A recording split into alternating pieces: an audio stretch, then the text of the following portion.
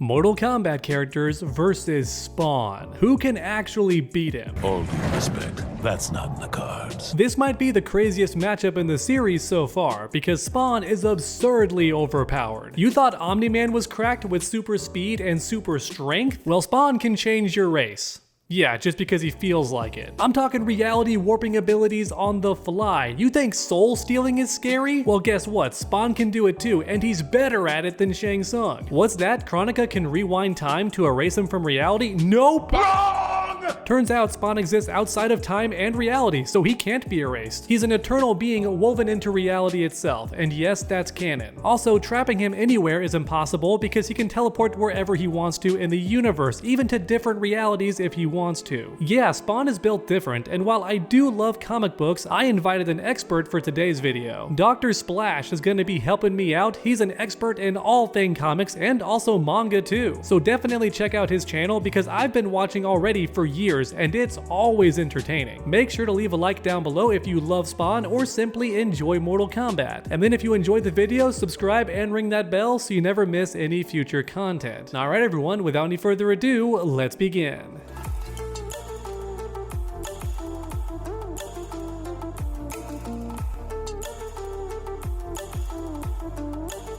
Spawn versus Mortal Kombat, possibly the strongest guest character that Mortal Kombat's ever had, and that's saying something because there's Omni-Man, we got a Homelander, Ghostface is in the game, you know, but Spawn is next level. Y'all are gonna laugh at some of the crazy stuff that Spawn can do. In fact, I brought an expert on the video today with me. Everyone please say hello to Dr. Splash. How you doing, sir? I am doing well. Thank you for having me on. We've been linking up recently. Gonna have a collab on my channel soon when my podcast gets rolling again, but love Spawn, covered him on my channel, and I'm really excited to talk about him today. We're gonna make sure to limit this to a particular Spawn. We're not gonna be using God Spawn. We're gonna be using standard Hell Spawn. Like Dr. Splash just said, we're using Spawn straight from Mortal Kombat 11. We see that he's still in service to Malebolgia. In fact, he's downright cowering in front of Malebolgia. That gives us a good idea of what kind of Spawn it is. This is not King Spawn. This is not the same Spawn that put God himself in a headlock and then recreated the Earth in his image. Yes, it got that weird. This is not that version of Spawn, which means some Mortal Kombat characters might have a chance. Maybe, we'll see. That's why the expert is here, Dr. Splash, right? Because it's gonna get crazy. As you can see, this bottom tier is already filled with tons of characters who I don't think can even step to Spawn. You can't physically come at Spawn and just say, yo, I'm strong. That's not gonna work. You can't do that. And lots of magic does not work on Spawn either. He's got built-in resistance. The guy's straight from hell and stacked with tons of buffs. Dr. Splash, you wanted me to tell you about how I see Mortal Kombat characters, how I like to scale them. So I don't go with what NetherRealm does. The current writers, they say, oh, you can kill Raiden with a gun. No, that's stupid. I think that most Mortal Kombat characters are by default bullet resistant because we see that in the gameplay, and for Pete's sake, they're thrown through walls, uppercutted through ceilings, and they walk it off. If you can do that, then you can resist some bullets. I'm sorry, you just can. They karate chop anvils in their free time, like just one straight chop. That's ridiculously strong for a human. I wanted to start with something crazy that's gonna blow the viewers' minds a little bit, because normally I start these off with someone ridiculously OP, right? Who can literally rewind time and just make you not born, or just reset the timeline and start over, get some time to think about you. Kronika can do this. She can rewind time, she can freeze time, all this stuff. But here's the thing about Spawn. I think I remember reading that he exists outside that. Like, you can't rewind him. Yeah, you can't retcon him. You can't remove what he is. Al Simmons is Spawn. Spawn is Al Simmons. This is a Hellspawn that was destined to basically like go beyond all the stories. They actually show within the first few comics of Spawn him walking among the other comic characters. They're all in a cage. It's like Hulk, Superman, all Spider-Man, all them, and Spawn's free of that. He's supposed to represent the true free comic character that's doing his own thing, and he always kind of carries that narrative importance. That's why you can't really erase him. With that being said, this bitch would be annoying to deal with, right? Or like obviously early, she's mixing early Spawn. Like the Spawn that fought Overkill has no shot. He's not winning that. When Spawn gets stronger and starts fighting like Violator, when he starts actually fighting like ranked Hell Lords, at that point it becomes really tricky for her. But I definitely think early on she gets the dub. I think at one point in the comics time is frozen and Spawn is still able to move because he's like a constant, so he's not able to be rewound or anything. So which means Garrus might just straight up sweat and not have a chance because he's a weaker version of Chronica. Keep in mind, everyone, Chronica, not story mode Chronica. We're talking gameplay Chronica. She has all sorts of moves besides time control. We're going off the idea that she can't rewind him, which means Garrus is kind of screwed because his biggest, most OP ability is time freezing you. All manner of horrific things to your body while you're frozen, but he can't do that against Spawn. So I think Garrus goes here. Here's another one. Onaga, but we're gonna cheat and do Onaga at full level, all the Kamidogu, all that stuff. So for anyone who needs a refresher, Onaga with all the Kamidogu was able to tangle with the Elder Gods and destroy them. Keep in mind, the Elder Gods can pretty much hold the different dimensions of reality together. They're kind of like the glue. Without them, the one being can take over and all that. So in other words, Onaga was reality destroying tier. That's how strong he was. Now, his weakness is you can attack the Kamidogu, but Spawn has no reason to know that's where his power comes from. And otherwise, Onaga's 1000% unhurtable by everything. So I think that would be an issue. Yeah, that would be a fun battle soul-wise. Is this someone without a soul again? Okay, this is an interesting one. Spawn has, I think he has the AP to go bar for bar with Onaga. I think that's what it's going to come down to. Like, Spawn's just going to have to say, like, okay, I can't soul hack him, which will be weird for him. He's going to be like, okay, he doesn't have a soul. However, we do know he can absorb demons, and we do know he can, like, depower and seal away higher beings. I think Onaga's one of those ones where I'm like, yeah, it's fair. Like earlier versions of Spawn, I don't think they beat him.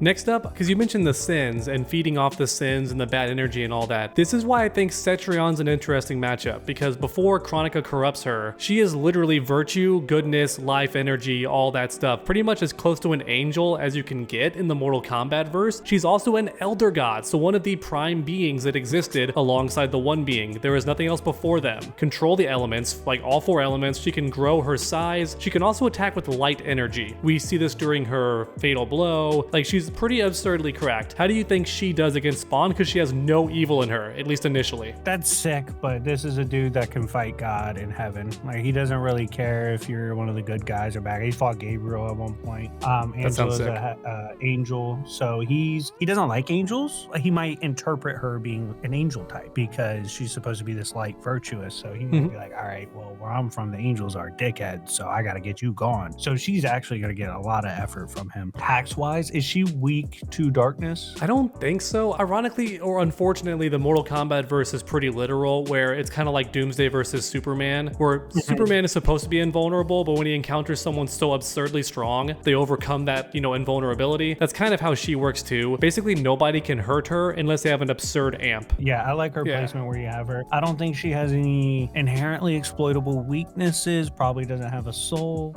So I would say similar to Chrono, like can give an early Spawn definitely a good fight. He probably just out APs eventually when he has to.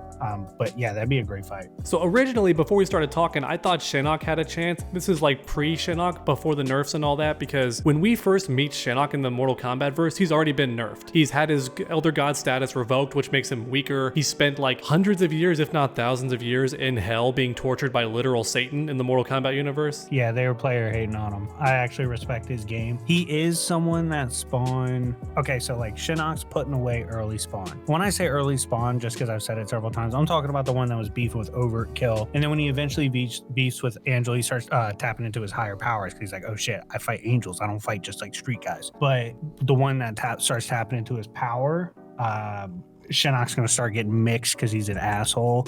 He's evil. He's going to be like siphoned off of in terms of Spawn's going to be like, oh, I like fighting people like you. Yeah, I like fighting people like you. Let me eat some of that. Can reflect it back on him. He's going to be hitting him with illusions for days. Might be hitting him with psychoplasm, which in itself would hurt Shinnok. Now, what's interesting, Shinnok, energy manipulation wise, how good is he at that? He's the god of death, I think it's implied. So he's the opposite of Cetrion. He's like evil death. He seems to wield magic of some kind. I don't think it's quite hell energy because there's actually a being who rules over hell. We just never see him in Mortal Kombat because he's dead by the time the games take place. But he was actually stronger than Shinnok in his realm, at least. I would put him one row lower only because he's not throwing anything at Spawn hasn't seen before. Yeah, his best bet is the amulet because it seems like his amulet can imprison literally anyone that he catches with it. But I think Spawn could escape it because, like you said, he can teleport through dimensions. Oh yeah. No. We're not worried about BFR. We are not worried about BFR. Matter of fact, these boys got to worry about BFR because Spawn can get a little weird. Like when Spawn started getting mixed by Angela, the K7 was like, okay, we're dimension hopping. Okay, everyone, my main camera, it got overheated and it died, which is crazy. It's weak. We don't want weak cameras in here anyway, so we're going to do webcam from now on. All right, so originally I was going to put Nightwolf only because Nightwolf has magic hacks. He can literally lock your soul down. Now, the issue is Spawn seems like he has resistance to that. Yeah, no, this would be like, that's the definition of land some hits. He's going to land like one or two, and Spawn's going to be like, oh, that's a sick loadout. Too bad I'm literally infinitely better at all that shit. Yeah. And he's just going to like take his stuff, and that's it. But he would land a couple hits. Blaze is an interesting one. It's hard to scale him because he only fights one person canonically, and that's Taven, because that's who he's meant to fight. Taven is like the legendary warrior he casually dogs on Goro and pretty much everybody else. We see him fight Raiden, I guess, and it's Dark Raiden, which means he's probably not holding back. So that gives us an idea of how tough Taven is, but I still feel like he's going in, landing some hits because he's just strong. I don't think he has any hacks. Yeah, that's fun. That's a fun fight. Like it's gonna be like a overkill situation where he's kind of running down on Spawn, and that raw AP and durability allows him to hang in there initially, just being so aggressive. But once it turns into any semblance of a nuanced fight, Spawn's gonna cook him. Raiden's an interesting one because in order to talk about Raiden, I have to glaze Liu Kang a little bit. Liu Kang has defeated Shao Kahn. He's defeated a powered up Shao Kahn that had countless souls he absorbed from Earth to get even stronger. And Liu Kang was still able to beat him. Now in Mortal Kombat 11, it gets revealed that Liu Kang and Raiden have fought in every timeline, which has been reset like countless times by Chronica. And I mean, even she, as an immortal universe level being, has lost count of how many times she reset the reality. It's stated that every single time Raiden dog walks Liu Kang. So that shows you how crazy his reaction speed is, how powerful he is. I don't think we see that in the games for the most part because I think kind of like Gandalf in Lord of the Rings, he holds back because he has like this weird hippie love for all living things.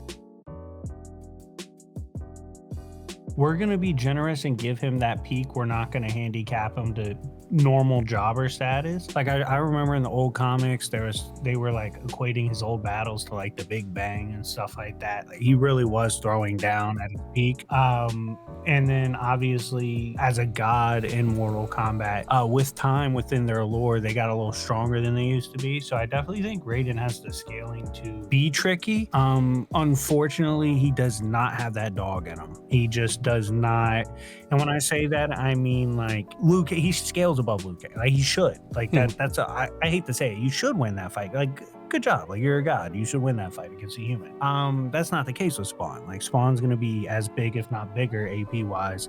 Spawn doesn't get bitched. Like that's someone you just gotta put him down, or it's nothing. So I think that aggression from Spawn, he has better versatility than Raiden. Like if you bring up the Big Bang stuff or Raiden and like higher dimensional stuff, okay, Spawn one shot in infinity that was stated beyond the regular time and space. It's too sticky for Raiden. Doesn't have the bag, doesn't have the heart. This means our job's getting a little bit easier because Fujin's just a weaker version. I'll put him behind Shinnok actually, and maybe even behind Garrus actually, because it took Fujin plus other people to beat Garrus. It's crazy how OP Garrus was in MK11. And then Liu Kang is probably going in front of Blaze down here. He's landing some hits, but he's still a human. No matter how impressive he is still a human. I don't see him winning. This means that Shao Kahn is probably going... Put Shao Kahn above Raiden. I think Shao at his peak, more of a dog. He's gonna be coming out the gate throwing everything he can. In a way, I think Shao has more respect for that moment and matchup than someone like a Raiden would. Just in the sense of like, he's gonna be like, okay, this is like a big dog fight. Will he get mixed? Yes.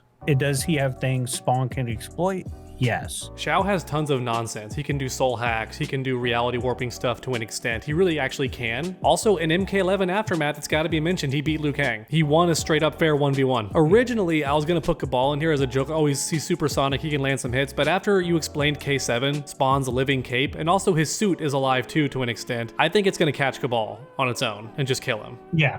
So he's not gonna, no chance, unfortunately. Yeah, and I was gonna put Quan Chi up here at one point because I always joke that Quan Chi during his moves and fatality can just mind control you and make you hurt yourself. So if your strength outscales your durability, that's like an instant win for him. But Spawn's resistant to that, so he's also going down here. Yeah, that would be unfortunate, him trying to mind hack Spawn and then seeing like what a hell Spawn actually is. Oh God. Yeah, rough day at the office. Rough day. I think putting Cyrax and Sector and landing some hits is fun because they're like overkill on steroids. Yes, I 100% agree with that. I think they're just overkill with better scaling. Here's an interesting one that actually requires some talking. So, Shu Jinko. This man has pretty much the same martial arts abilities as Liu Kang, possibly better. Then on top of that, has a unique X-Men level ability where his body can mimic your powers no matter what. He can 1-for-1 mimic your abilities, and that combines with his existing lifetime experience of fighting. For example, he can do abilities that Ermac can do from watching him, and other characters who he shouldn't be able to mimic because Ermac only has telekinesis because of all the souls combined. Shu Jinko does not have that and can still mimic the ability perfectly, and he keeps it forever. There's no timer like with Rogue or anything. I'm wondering if he could use that against Spawn, because theoretically he can mimic most of what Spawn can do. That'd be a sick fight, just seeing what extent. Oh my god, this is how I see it playing out, right? I'll be a nerd for 30 seconds. So Do it. it'd be one of those things where he starts copying Spawn and he has the scaling to be annoying at first. And I think he's going to do damage. I think he is going to put in work. But eventually, when he's put in work, he's going to realize he's been caught in an illusion. Like, that's not the real reality. Oh. Like, he's either going to be in a psychoplasm dome or the Letha's just going to actually mind hacks him to that extent. That makes sense because Shu Jinko, despite all of his amazing abilities, is absurdly gullible. So he would fall for that illusion, 1000%. Ermac is someone I talk about. I need to ask one question to understand how Ermac does. Is Spawn able to still use his abilities even if he's 100% held in place? Yeah. Oh, then that's GG. I don't know why I had Sindel over here. I unfortunately think Sindel and them are going in no chance. They're very powerful in their own right. They'd show up for like a trophy, but they wouldn't do anything. They might, I guess I'll put them here, like in front of the cyborgs maybe. Originally, I was going to include Reptile and the Invisible Boys, including Smoke, because I thought, oh, they could sneak up on Spawn, slap him in the back of the head, take his baseball cap, and that's it, then get destroyed. But the thing is... Dude, they just John Wick him. Like, they just happen to be trash, but they catch him sleeping. Yeah, but then you reminded me that he has autopilot weapons that work on their own, so that wouldn't even work. It's funny, the more brazen approach, just the overwhelming approach, has always been more effective against Spawn than the subtle sneak up on him. Can Spawn be frozen? I'm struggling to think of when that's like actually really, because for people to understand this, the suit in the K7 is made from higher dimensional material. Mhm. So once it like fully tapped into by Spawn, it's a lot harder to fully hurt it. And the way he manipulates it and the way he manipulates himself, elemental stuff, it's hard to keep that in a permanent state whatsoever. You know what I mean? Like, it's hard for it to matter much more than a delay. So Devora can summon like biblical swarms at one point in MK11, like just absurd levels of bugs who just bother the crap out of you and fly around you, sting you, all that annoying shit. Would that do anything to Spawn, or would he just casually shrug that off? Nah, dude, my boy has a PhD in plagues. Like one time he actually showed up and he existence erased a plague by existing himself. Obviously he has a lot of literal experience with biblical type powers, and he himself can manipulate those creatures. He might actually turn the swarm back. Taven and Dagon, do you know about these boys from Armageddon? Give me a quick refresh. So they were made up just for that final game. Basically, they're demigods from the god Argus, and their mother is like, she can see the future, she's like a time witch, all that stuff. They're pretty much just, I would put them above like Shao Kahn and Raiden, because they casually do beat Dark Raiden. They don't have any crazy hacks. They just manipulate elemental abilities to some extent. Like, are they aggressive? Like aggressive fighters? Yeah, I think so. Okay, yeah, that's what I was gonna say. Like, if they're one of those overwhelming style fighters and they scale above Raiden like comfortably. Our last boy right here. So Mocap, I believe that Mocap just transcends all right? To give an idea of Mocap is like Yancey Street combined. I'm listening. Yeah, that's so high outer. No, I'm just kidding. What's It's 100% a joke. I like to include Mocap in the tier list and just not explain why he's there. Excellent. I would say though, for this tier list, I didn't hear you say Kano. Well, Kano's in here in the dusted tier already. Bro, I'm telling you, like, when those idiots in John Wick got the drop on him and everyone thought they sucked, they still got the drop on him. Like, I think Kano's definitely capable of landing one hit. I got you. So he like does some dirty bullshit to land a hit. Gotcha. So we'll put him like back here. Yeah, that's my guy. That's probably my favorite character. So I need him to land a hit. I think Johnny's someone that might land a hit. Like, Johnny's been on some bullshit. Okay, yeah, I mean, Johnny could probably be at the front of these guys, honestly, because he has... Where's Jax? I would put Jax up there, too. Yeah, Jax has main character vibes. I'm glad that you respect Jax, because a lot of people don't get it because the new games don't give him the credit. In the old games, Jax was fucking nuts. He 1v1 Quan Chi and made him look stupid. Who's the fat drunk guy? Bo Raicho, he's right here near the front. Got him right here. I don't know shit about him. Do we have anything to justify moving him up? I just like Well, I mean, people do remind me that he taught Liu Kang and Kung Lao. He's like legit their teacher. He's also not human. That's a popular misconception. He's from Outworld. So he's very likely Edenian, or at least some other supernatural being. He just looks human. Sick. Okay, yeah, that's dope. Yeah, no, I always liked his aesthetic. I just didn't know that. Yeah, that's probably I like this list. Gotcha. Okay, well, if you're satisfied, then we're probably good because you've likely read those comics inside and outside, back and forth. One last time, everybody, big shout out to Dr. Splash. I love his videos, especially his Goons and Jobbers videos, or his videos making fun of Darkseid. I love seeing Darkseid get humbled. Please check out his videos. They're very fun if you're a comic book nerd or just any kind of nerd, honestly, because he covers some manga and anime stuff sometimes too, I think. So I recommend checking him out. It's a fun time always. Yeah, man, I appreciate it. And like he said, me and him have been watching each other's channels for years. We've just because I don't cover Mortal Kombat a lot and he mostly covers Mortal Kombat, sometimes it's not easy crossing over. We got to find perfect times to do so, but we finally did, and I'm very grateful for it. And yeah, I wish the internet didn't change the meaning of goon, because the Goon series was real popular, but obviously that word kind of changed, unfortunately. But I'm renaming it to the Crash Out series. It's coming back. Emma Frost is my next victim, so stay tuned.